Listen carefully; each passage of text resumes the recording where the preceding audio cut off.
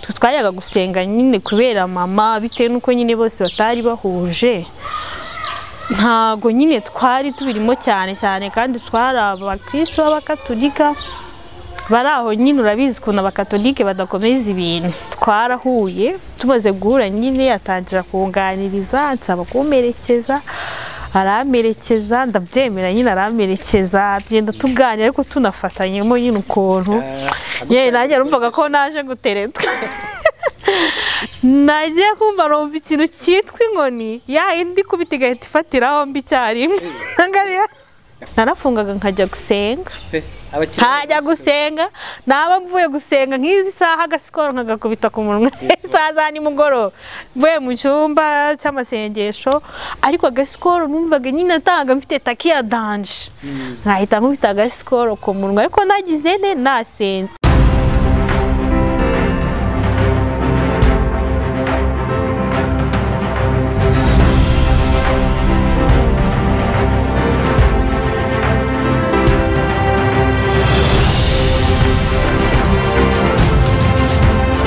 Ndabasubije mbifuriza ibihe byiza abakomeje kudukurikira ku muyoboro wacu wa YouTube Ruzi Kaneza dukomeza kubifuriza kugira ibihe byiza abatwandikira abaduha ubutumwa bugufi abayemera kutuganiriza mwese aho muri ndabasuje kandi mbifuriza ibihe byiza abari hirya no hino mu mpande enye z'isi nizere ko mumeze neza. Hanyuma rero muri kano kanya twakiriye umuntu akaratubwira niba ari umumama cyangwa niba ari umukobwa cyangwa niba ari iki ariko ndabona ari umuntu ufite amafreshere rwose ahantu hose. Okay, duhaye ikaze rero utangire utwibwira. Murakoze, amazina yanjye nitwa Uwayisaba Mediatrice. Ufite ijwi riri hasi Mediatrice kandi mbona kubiri mwinshi wakagombye kuba ufite n'ijwi ryinshi. Amazina yanjye nitwa Uwayisaba Mediatrice. Izina risanzwe nzwiho nitwa Nana. Ego. Nana kabisa. Ko naye nazashaka akazina kagufi yara. Nana. Nitwa nkarara. Rara. Naba mbemeje. Nisigeze. Nisigeze kabisa. Hanyuma Nana cyangwa se Nadine. Karame. Tubwire ubundi Nadine ni muntu ki atuye he mbese wisobanura abadukurikiye muri kano kanya. Nadine ni umuntu kwanza nagara undi muntu sorry ndi umuntu nyine utuje kunda kubana n'abantu nyine banumva ndi umuntu yibereye aho ngaho gusa agira ibintu byinshi muri we kunda abantu nkunda gufasha nkunda no kuganira n'abantu actually nkunda no kugira inama abantu buriya nakugira inama nkunda kugira abantu inama cyane wazingira sawundo nzasikugira wampaye inama imwe nzasikugira ikindi gihe zamushaka yego nuye ariko n'ubundi mbere kutubwira ahantu tuye ngo n'ubundi nk'abantu bangana namwe ngo nta mutima mubi bajya bagira nawe nanjye nzabitereho vi cyane rwose nta bintu byinshi nyine byo gutinda aho tuba dufite ubwo binyemeje ndabyemeye ibintu byose ntabwo tubyegereza umutima buri ikintu wegereje umutima hari igihe kiguhangayikisha ugasanga nyine urananutse kandi bitari ngombwa iyo ikintu kije ukabona ari cyo kwakira uracyakira iyo atari cyo kwakira kireke kigende nta mpamvu yo kubyegereza umutima cyane nicyo gituma nyine tuba turi abanyamahoro kabisa. Ntuye muri Rubavu. Rubavu ko ari ngari. Of course ndi umugayo w'amajengo. Mtoto wa majengo. Wa majengo. Mwana wa Gisiri. Ego. Hanyuma rero Nadine mu buzima bwawe ubundi ukunda iki? Mu buzima bwanjye kijyanye n'iki cyo kurya cyo kunywa cyangwa cyo gukora. Byose uratubwiraho kimwe kurya ukunda iki? Kurya nkunda ubugari. Utabukunda uturanye na kunywa nkunda utuntu tw'utujuice turyohereye cyane. Gukora nkunda gukora ibintu nyine bidatuma nicara hamwe, bituma nkomeza ngenda cyane. Yego kugira ngo ubu ukoreramo n'agasiporo. Ntabwo nkunda kwicara hamwe nyine. Nyine nabimenye ubwo ukoreramo n'agasiporo ukibiramo cyane. Hanyuma Aladine, mu buzima bwawe tubwire urugendo rw'ubuzima bwawe, ubuhamya bw'ubuzima bwawe, wabayeho cyakugoye, aho wageze ukumva mbese uriyobora, ntabwo ukiri kumwe n'umuntu ukuyobora. Tubwire duhe ubuhamya ku buryo burambuye. Wenda nko ku kintu cyangoraga nkiri mutoya, ntabwo nakundaga gukora. Warakanebwe kawe cyane, ari umunebwe, nkumva nyine ibintu byo gukora byarangoraga cyane cyane pe, ku buryo rwose n'umuntu wambwiraga ikintu cyo gukora numvaga twashwana bigakomera. Ikintu cyangoraga mu buzima, ikintu cyatumye rero nkunda gukora, burangira papa wanjye umunyamahane cyane niwe watumye nkunda gukora. Ni umunyamahane cyane, yaravugaga ngo nimba udakora ntukarye. Koko iryo jambo iyo najyaga kurya nta kintu nakoze numvaga isoni. Iyo wageraga ku isahani nahitaga numva isoni.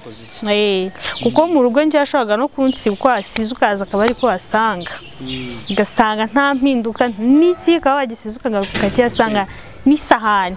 Ntabwo nakundaga gukora. Unafate n'umwe kubura. Oya, gusa papa wanjye nyine ndamushimira rero iryo jambo yakundaga. Muri make njye ntabwo nkunda umuntu numvaga ari nk'inyura, nayifataga nk'anyurira. Ntabwo nkunda umuntu nyurira nyine, nkuko nakubwiye ndi umunyamahoro nyine, mba numva ibintu byanjye byaba bituje. Ikintangaje ni ukuntu ari umunyamahane akabyara umwana utuje. Nabaga numva nyine iryo jambo ari nk'inyuro, ngo udakora ntakarye. Ku buryo nabaga ngiye no kurya akavuga ati udakora ntakarye. Bituma nyine menya gukora, nangira gukora nyiri mutoya ndi mu rugo, binakomerezaho nyine ndakomeza ndakora, n'ubu ndacyakora.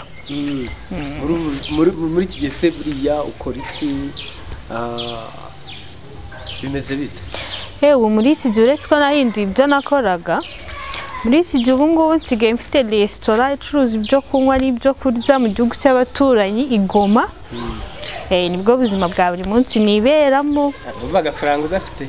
Biraho nako gutuma umuntu abaho. Yego. Hanyuma se nara wigeze uvukira mu rugo rw'abakristo, rw'abantu basenga, cyangwa wowe wigeze usenga? Njye navukiye mu muryango, mama wanjye yakundaga gusenga ariko papa ntabwo yabikundaga. Twajyaga gusenga nyine kubera mama, bitewe nuko nyine bose batari bahuje, ntago nyine twari tubirimo cyane cyane, kandi twari abakristo b'abakatolika. Bari aho nyine urabizi ukuntu abakatolike badakomeza ibintu. Sometimes twajyagayo ubundi ugasanga nyine tunabishaka tu. Yego. Hanyuma se mu buzima bwawe wakuze, tugiye ko hari ukuntu wajya gusenga bumwe bishaka cyangwa utabishaka, mbese ari nka hobby cyangwa se ariko wabuze icyo ukora ukaba wajya gusenga, ko abakatolika nyine ntibajya bakomeza ibintu. Hanyuma hari abantu babaho mu buzima bwo gusenga.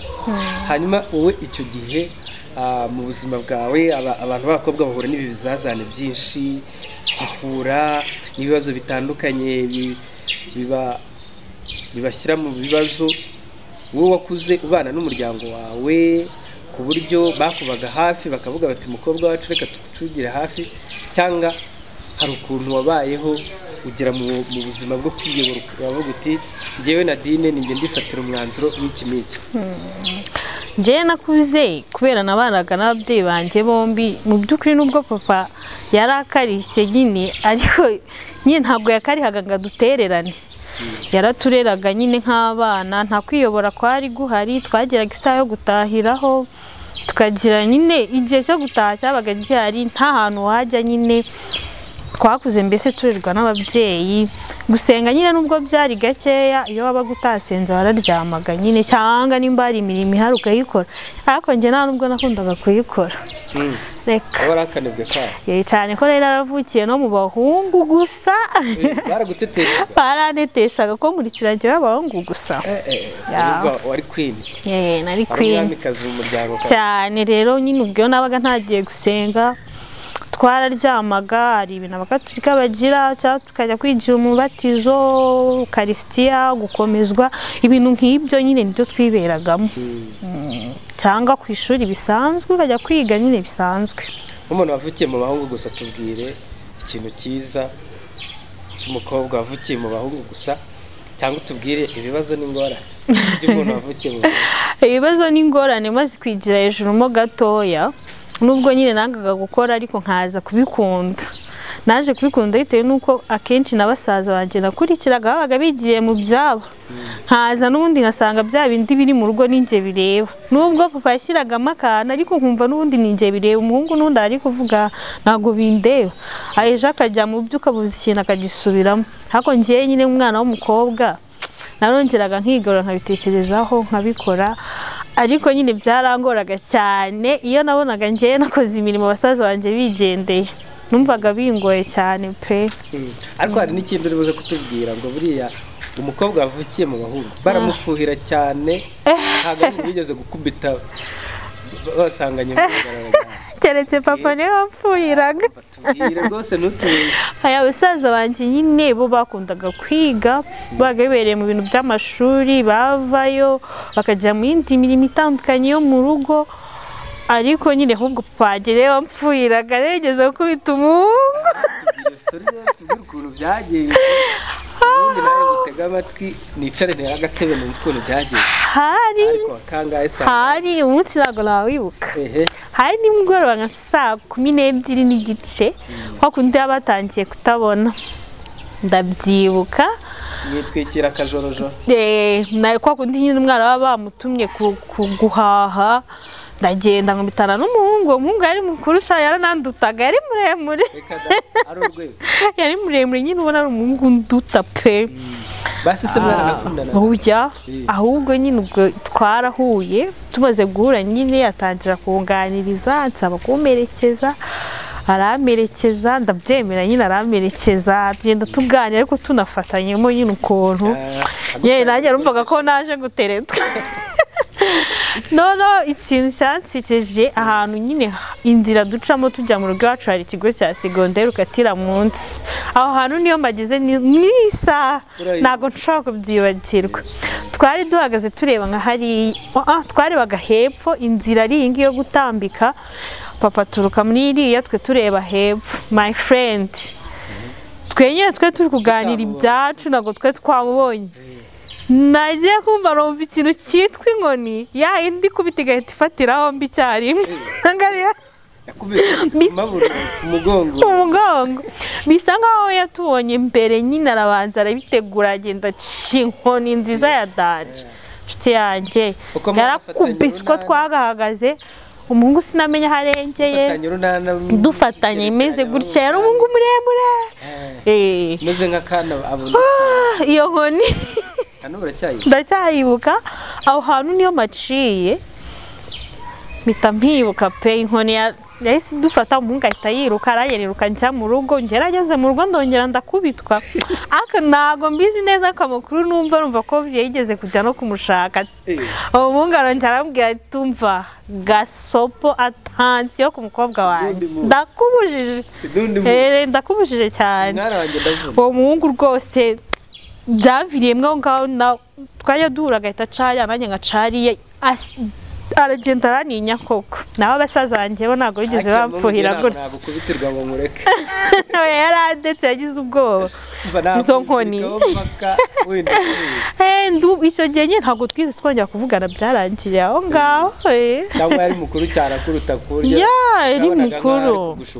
yari mukuru n'undi yaranshukaga ariko se ubundi umugabo ukuze se ubundi nawe niwe mwiza aba ariko n'undi umugabo ukuze aba azi icyo gukora niwe mwiza. Ushingira avuga ko umugabo ukuze ari we mwiza. Nyine aba azi icyo gukora. Ubundi abakobwa bajya bavuga ko dukunda gukura mu bwenge imbere y'abagabo. Rero nk'umugabo ukuruta n'ubundi aba ari we mwiza uzamenya kugutunga. Aberega bari kukurera nkaho uri umwana we, akagutunga akagushakira buri kimwe, niwe mwiza. Icyo gihe wari ufite imyaka ingahe? Ari ufite nka 16. Umva wari mutoya? Nari muto, we ndakeka yari afite nko mu ma 19 cyangwa 20 gutyo, yari umuhungu mukuru. Mwari urugero rumwe? Nuko wenda we ari muremure agusumba, ariko urwo mwari urugero rumwe. Uri imyaka 16 no 20, 19 na 20. Hagati ya 19 na 20. So uri kuvanga umuntu ukuruta niwe mwiza. Nyiri uwo mugabo ubundi ukuze niwe mwiza. Uzi icyo gukora. Mbabajwe nuko mu tipe byarangiriye aho. Nuko byarangiye nyine ntago twongeye kuvugana wiriwe waramutse, byarangiriye aho. Yaragomba kwizirikaho mpaka. Ntago ariko byagenze. Sato navumbi kabisa ubundi. No, ntago ariko byagenze. None se ubu nta gakuru k'Imana? Oya pe, ntako nakubeshye. Ntako ariko buriya igenda tuzoya tugora twarakuze cyane, twarabaye abakecuru n'abasaza. Iyo nkuru tukayisubiramo pe. Nyuma se papa yaje kwemera kuteretwa cyangwa na n'ubu ntago arabyemera? Nariyibye. Byarangiye niyibye barantereta. Nuko nyine. Ariko nongera guteretanira ku irembo. Oya pe. Kure cyane ko kubera ukuntu nyine papa nyine yabaga acunga umukobwa we. Wagendaga n'ubundi naragendaga n'ubundi nkajya kure, ntago nabaga nakorera ikintu hafi aho ngaho. Nagaragiye nko muri famiye za kure, akaba ariho ngira abashuti. Ntago nyine nigeze mbimugaragariza nyine ngo abibone. Ase wigira nka marayika w'umucyo, akimwereka ko nta. Ntinyi inkoni pe mu buzima. Abantu banini bati. Ntinyi inkoni. Ntinyi inkoni. Iyo wari hari cyo baba. Oya ntinyi inkoni. Narabaga ntinya gukubitwa. Hanyuma rero ubu ngubu tubwire uracyasenga cyangwa bivuye? Naje nyine gukura mu muryango w'abakatolike, najya nsenga gake nyine ndabatizwa ndakomezwa, birarangira maze gukomezwa ntabwo nasubiye gusenga. Nahise nyine nibera aho ngaho nyine gusenga bikajya biba nk'intambara, ko numvaga amasakaramentu yose maze kuyahabwa, ndakura mu rugo mba mu rugo. Maze ndangije gukura mfata umwanzuro mva mu rugo, ndagenda njya gushaka ubundi buzima hanze yo mu rugo. Ubwo rero ibintu nyine nagiye nyuramo ubwo buzima byatumye nongera nsubira mu bintu byo gusenga. Rero urugendo rwawe rwo kuva mu rugo ubundi ukajya gushaka ubuzima byaraguhiriye? Hari ibazana ni inkuru ndende. Nyine niyo dushaka. Nkiva mu rugo ubundi nkiva mu rugo ntago nari ngiye gukora akazi kajyanye n'ibyo nize. Nari ngiye nyine gukora bisanzwe akazi, nyine ndavuga ati ngiye gushaka akazi ako ndi bubone kose ndagakora, kuko njye numvaga nyine ntashobora gukomeza kuba mu rugo, nyine numvaga nshaka nyine kwigenga. Numvaga ngiye nshaka kugenda nigenge, ntazi ngo akazi ngiye gushaka naka, ariko njya gushaka akazi.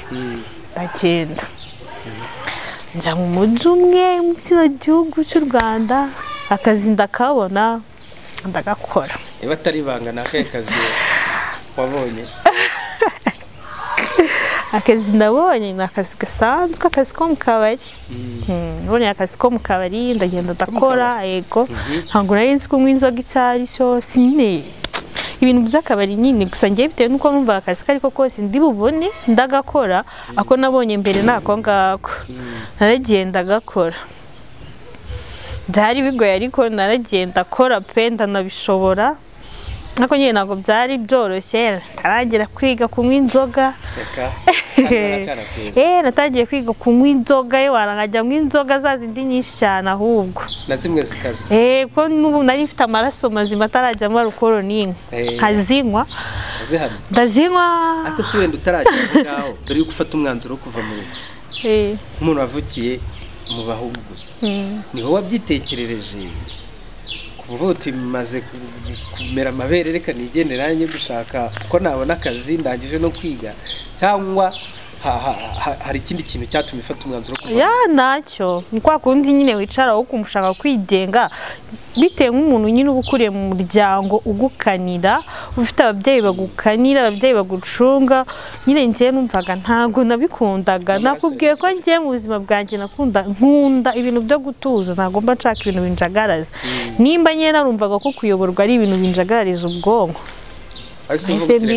bwigendera ubuzima bwawe bwo mu kabari ubuzima bwo mu kabari inzoga nize kuzinywa nagezeho birangora najya kwiga kunywa inzoga kurya ibintu byo mu kabari sinari mbizi genda mbimenyera ariko nyine barabyiguriraga se barakuguriraga barakugurira da cyane barakugurira bagutamo byose byo kurya n'ibyo kunywa mbaye aho ngaho bahana n'abakobwa bari aho nyine urumva nimba twarakoraga mu kabari nubwo nari ngiye gushaka akazi ntabwo nari mfite ahantu ho kuba urumva nabaye mu kabari nabanye n'abakobwa abakobwa b'ingurutse njye nyine najyaga nshyiramo akantu ko gusenga gake kumva ko n'ubundi ku cyumweru ngomba kujya gusenga uko byagenda kose umwana wari uvuye mu rugo nyine utabimenyereye noneho abakobwa twabanaga ntabwo babyemeraga ntabwo babikundaga ngo ntaba navuye gusenga ibibazo bikavuka ibibazo kise kandi nabasize mu kazi nabavunishije bose yarantetesheje ibintu nk'ibyo nyine ndabireka mbishyira hasi ibintu byo gusenga mbabivuyemo gusa mva ndakayoboka koko rimwe undi isengesho ryo mu kabari ubundi ryarengaga parafo reka nkubwire buriya ikintu cyose uzakora ujye uvangamo no gusenga uziko ari umujura yagiye kwiba avuga ngo mana umbabarire simfatwe se mfashe mbitahe indaha igiye mu kabari avuga ati mana nimba ngiye mu kabari gushaka abagabo umbabarire mbona umugabo unsambanye kandi none si iyo yamubonye cyangwa yabonye icyo yiba ni satani uba wamufashije cyangwa ni imana ntabwo mbizi ni imana ari abagenda bagafatwa bagapfa ushobora gufata uri kwiba ugapfa yego cyangwa nimba ugiye mu ibyo by'uburara n'ibiki ukaba wahuriramo n'indwara cyangwa ukanapfira iyo bakazungu bakakubona hari abavuze uti rimwe nyine twiyeze kujya kunywa inzoga turagenda kumbe ari umushoferi wari udutwaye yari yasinze abo twe turi kumwe twese twari twasinze noneho twebwe tugenda turi kwisakuriza imodoka sinzi ikibazo yagize itangira gusubira inyuma twe twumva ni byiza twumva nyine ni byiza twabwa umunyenga mani twaragiye imodoka iragenda isubira inyuma kumbe shoferi nawe nazi ibyarimo ikubita ku gikuta cyari inyuma y'ahantu twaturukaga inzira senyuka imodoka cya kirahuri cy'inyuma sinzi ukuntu bacyita kirameneka cyose umwana umwe twari turi kumwe niwe wagize ikibazo twebwe tuvamo turi bazima icyo gihe nahise mvuga ati sha ngomba kujya njya gusenga pe mpita mvuga reka nzaye gusenga mu cyumba ahantu kuko buriya narokotse kuko ntagiye gusenga ahubwo n'Imana yazampana twaragiye tujya gusenga tugeze aho hantu twari tugiye gusenga mu cyumba nyine ibi byumba by'amasengesho bavuze inkuru ewana baravuga numva ni njye bari kubwira pasiteri abwirije wumva numva ni njye ari kubwira kuva hasi kugera hejuru numva ni njye ari kuzamuka ni njye ari kumanuka abakobwa mugira gute numva ni ibintu byose yavuze numva ni njye ari kubwira mpita mvuga ariko rero kanangire njya gusenga aho hantu nyine majyanywe n'umushiki wanjye nayo twakoranaga nayo yakoraga mu kabari kamwe we nyine yarasanzwe ajya no gusenga ariko arambwira ati tujyane gusenga rero kuko buriya twarokotse ahubwo ni Imana yadutabaye tujyayo tugerayo nyine ndavuga ahari umukobwa yabwiye pasita yamumbwiye ahari yamvuyemo tu ndavuga ngo yamvuyemo baje kuvuga ibintu kwa kundi muri nk'abana abana nyine bya mbere mu myaka ya mbere umukobwa tutaramenyana kwa kundi bagwanurira barabimbwiye mpita mvuga ati ibi bintu nibyo ahubwo ngomba gusenga. bagwanuriye ngo ukiri iryo ni ibanga ryanjye. Reka ibyo mbigira ibanga ariko ibyo bintu byari byo mani byari byo 100%. Ibintu byabereye mu majyepfo Muhanga babimbwira Musanze byari byo. none wasanga ari wowe wakuvuyemo no ntabwo umukobwa yari abizi uko ntabikubwiye nahise sinigeze mbimubwira. nibyo nibyo cyane nahise mvuga ngomba gusenga nangira kujya nsenga ibintu nyine ibyo bintu by'utuyoga nkatunywa utubari nkatujyamo nshinga n'akanjye kabari. buriya washinze akabari cyane akabari kagira abakiriya karabagiraga benshi imodoka nyinshi cyane.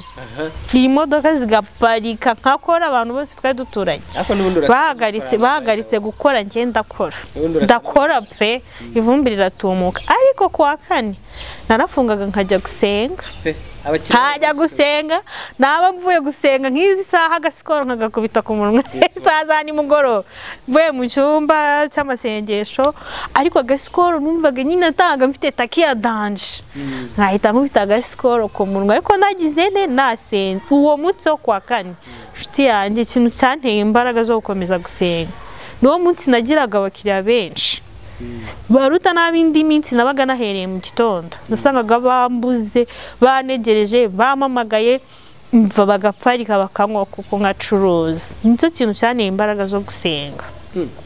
umvaga ko abakiriya bazana umunsi wo gusenga niyo mpamvu mubwiye ngo ikintu cyose uzakora cyaba ikibi cyangwa icyiza wowe jya wiragiza Imana yego kuko niyo ari kibi Imana igera ikakigukuramo kubera yuko nyine wayisenze undi muryango. yego none se uzasenga ari uko wakivuye muzagikurwamo nande?